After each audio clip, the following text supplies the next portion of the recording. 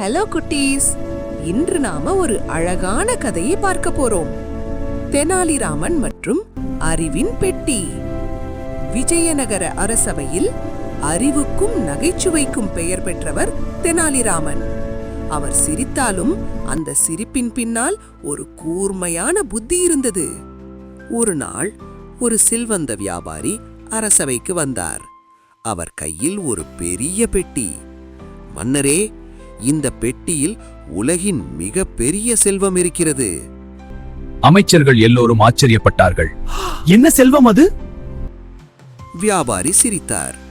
யாராவது இதை கண்டுபிடித்தால் இந்த பெட்டி அவர்களுக்கே. ஆனால் என்றார் வியாபாரி, பெட்டியை திறக்க கூடாது. அரசவையில் குழப்பம்.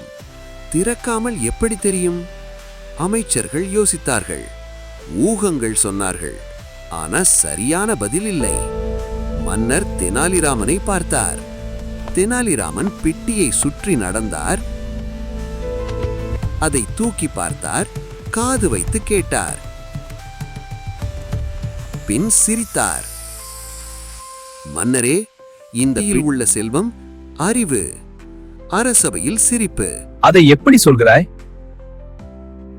நீங்கள் சொன்னீர்கள் திறக்கக்கூடாது. அப்படியானால் இந்த பெட்டியின் மதிப்பு அதற்குள் இருப்பதல்ல, அதை பற்றி யோசிக்கிறதா?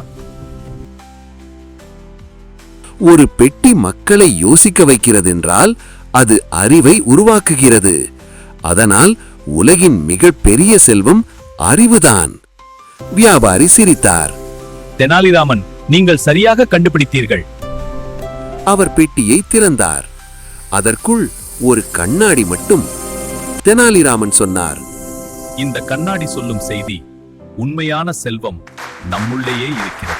மன்னர் கூறினார், செல்வம் என்பது பொன்னும் வைரமும் அல்ல, அறிவும் சிந்தனையும் தான். தெனாலிராமன் வழக்கம் போல் சிரித்தார். டியர் கிட்ஸ், ஒரு நல்ல கதை கேட்டோம் அல்லவா? ஆனால் முக்கியமான விஷயம் இந்த கதை நமக்கு கற்றுக் கொடுத்தது. முதலாவது, அறிவே உலகின் மிக பெரிய செல்வம். இரண்டாவது, சிந்திக்க கற்றுக்கொள். இந்த கதை பிடிச்சிருந்தா லைக், ஷேர், சப்ஸ்கிரைப் பண்ணுங்க. மீண்டும் சந்திப்போம் அடுத்த கதையில். அதுவரை டாடா, பை பாய்.